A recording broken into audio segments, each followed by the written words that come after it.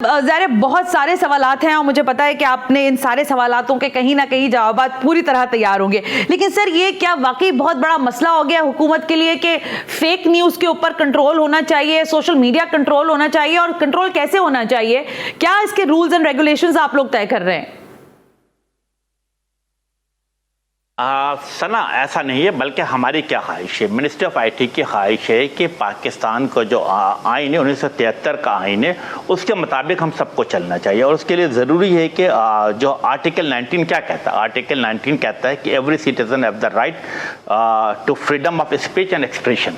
बिल्कुल सबको मिलना चाहिए, सबको बात करनी चाहिए। लेकिन सबसे इंपॉर्टेंट बात क्या, हमारी क्या ख्वाहिश है, हमारी जो मिनिस्ट्री ऑफ आईटी की ख्वाहिश है कि हमारा मकसद पाकिस्तानी अवाम को एक साफ सुथरा सेहतमंद मीडियम फराहम करना है जो नफरत अंगेजी, शरपसंदी और जिसे कहते हैं फसादात फैलाने वाले अनासर से पाक हो। इसी चीज़ को मद्देनजर रखते हुए मेरा ख्याल है कि हमने रूल्स एंड प्रोसीजर को किया और इसके लिए फिर हमने एक अवामी तरीक़ाकार अपनाया। अच्छा। इसका जब जिसे कहते हैं इनिशियल ड्राफ्ट तैयार हुआ तो मिनिस्ट्री ऑफ आईटी ने इसको कुछ छुपा के काम नहीं किया, बल्कि मिनिस्ट्री ऑफ आईटी के वेबसाइट पे डाला। तमाम स्टेक होल्डर से हमने कहा कि आप इस पर हमें मशवरा दें, हमें अपना ओपिनियन दें। अल्हम्दुलिल्लाह लोकल, नेशनल, इंटरनेशनल लेवल पे भी तमाम लोग, जिसमें यूएस चैम्बर ऑफ कॉमर्स भी है, मास्टर कार्ड भी है, यूरोपियन यूनियन भी है और पाकिस्तान के मुख्तलिफ जो टेलीकॉम कंपनियां हैं या ह्यूमन राइट्स ऑर्गेनाइजेशन, उन तमाम लोगों ने अपने अपने पॉइंट ऑफ व्यू दिए।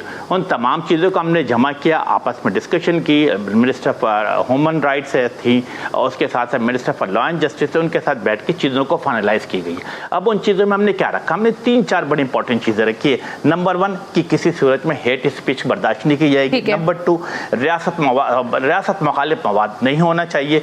पोर्नोग्राफी या वल्गैरिटी उसको बर्दाश्त नहीं की जाएगी। और हम क्या चाहते हैं, हम चाहते ये हैं कि वो पाकिस्तान के वो तमाम लोग जो जिसे कहते हैं कि अपनी चीज़ें जो साफ सुथरे चीज़ें जो है अपलोड करते हैं यूट्यूब के ऊपर या मुख्तलिफ सोशल मीडिया ऐप्स के ऊपर, उनकी भी सेफ्टी करना। और उन लोगों को जो जिसे कहते हैं महाना के तौर पर कुछ जैसे हज़ारों रुपए कमाते हैं या सैकड़ों डॉलर कमाते हैं, उनकी भी राइट को सेफ और सिक्योर करने के लिए इसीलिए इन कुछ रूल्स एंड प्रोसीजर बनाया गया है। और उसके साथ साथ हमने क्या हमने कहा है कि वो तमाम जिसे कहते हैं कि सोशल मीडिया कंपनी है जिनके पास 5 लाख से ज़्यादा व्यूअर मौजूद हैं, उनसे हमने रिक्वेस्ट क्या की कि आप पीटीए से रजिस्टर हो जाएं और रजिस्टर होने के बाद एक मिजाज अफसर का तयन कर दे पाकिस्तान में, और मुमकिन हो सके तो अपना ऑफिस भी पाकिस्तान में कायम करें। सना आपको पता है कि अगर यूट्यूब हो गया, टिकटॉक हो गया या इंस्टाग्राम हो गया, ये तमाम लोग tons of money, millions and million रुपए कमाते हैं पाकिस्तान से। लेकिन क्या पाकिस्तान में छोटा सा ऑफिस नहीं कायम कर सकते? बिल्कुल कायम होना चाहिए। मेरे बच्चों को भी नौकरी मिलना चाहिए, बिल्कुल ऑफिस कायम करें। इससे एडवांटेज भी क्या होगा, इससे एडवांटेज ये होगा कि पीटीए, मिनिस्ट्री ऑफ आईटी का आपस में और इन ऑर्गेनाइजेशन के साथ एक अच्छा कोऑर्डिनेशन बनेगा। और अगर कहीं खामियां नजर आएंगी तो इनको फौरी तौर पर रब्ता किया जा सकता है, उसको ब्लॉक किया जा सकता है और चीज़ों को बेहतर तरीके से आगे बढ़ाया जा सकता है। तो यस, मैं समझता हूँ कि जो फेक, जहाँ तक आपने बात की कि फेक न्यूज़ के हवाले से, तो मैं समझता हूँ कि इसमें तो मेरी तौर पर या आप हो या कोई भी मिनिस्ट्री हो या कोई भी आम शख्स हो, अगर कोई फेक न्यूज़ सोशल मीडिया पे चलाता है या डिजिटल पे चलाता है तो उससे बासपरस होनी चाहिए। तो आपने बहुत अच्छी बात की, कोई शख्स भी आता है अपना मंजन बेच के चला जाता है, अगर वो मंजन बेचता है तो there should be some credibility. अगर उसके पास क्रेडिबिलिटी है और अगर उसको प्रूफ करता है तो दैट्स वेल एंड नाइस, मेरा ख्याल हर आदमी तस्लीम करेगा। और अगर झूठ होती है, फेक होती है, तो एक उसकी अकाउंटेबिलिटी होनी चाहिए। अमीन भाई, एक सवाल है, देखिए मैं बिल्कुल ठीक है, इस बात के बिल्कुल हक में हूं और आज उसका एक हमने मंजरनामा ये भी देखा कि देखें डिफेमेशन केस के अंदर रेहाम खान साहिबा जो है उनको माफी भी मांगनी पड़ गई है शायद जुल्फी बुखारी साहब से, और वो सारा केस भी वहां पर चल रहा था। मैं बिल्कुल इस हक में हूं कि लोगों की जातियात पर हमले करना और इस तरह की चीजें नहीं होनी चाहिए जो कि जाहिर है सोशल मीडिया पर हो रही होती हैं कम या ज्यादा।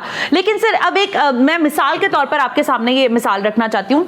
हमारे मोहसिन पाकिस्तान जो हैं डॉक्टर अब्दुल कदीर खान साहब, उनकी ज़ाहिर रहलत हुई और उससे पहले ये खबर सामने आ गई थी कि उनकी शदीद तबीयत खराब है। कुछ लोगों ने जल्दबाजी में कह लें या उनके सोर्सेज ने उनको जिस तरह कंफर्म किया होगा, वो खबर उन्होंने अपने फेसबुक पेज पर लगा दी। उसके बाद ज़ाहिर लोगों ने उनको कहा कि नहीं जी ये खबर हटा दें। बहुत सारे लोगों को, मैं भी ऐसा जानती हूँ कि उनके साथ ऐसा हुआ। तो क्या अगर गलती से किसी ने अपने जराए से फेसबुक पर या ट्विटर पर ऐसी पोस्ट लगा दी तो फिर आप क्या करेंगे? उसको पकड़ लेंगे, उसके ऊपर जुर्माना लगाएंगे, उसका अकाउंट बंद करवाएंगे, क्या करेंगे आप?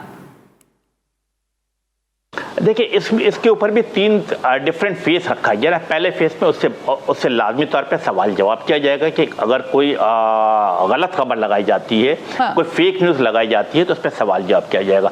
उसके बाद उसको 30 दिन की मोहलत दी जाएगी, और अगर 30 दिन मोहलत के बाद भी उसके जवाब चीज़ें नहीं होती हैं तो हम उस कंटेंट को हटाने की बात करेंगे, नंबर 1। उसके बाद अगर दूसरा मौका फिर दिया जाएगा, और अगर वो मुसलसल इस चीज़ को फॉलो करेगा तो उसके अकाउंट्स को ब्लॉक किया जाएगा। और उसके साथ साथ हमने क्या रखा है कि मैक्सिमम प्लेंटी भी रखिए कि 50 करोड़ रुपए तक की प्लेंटी हो सकती है। ये मैक्सिमम प्लेंटी है।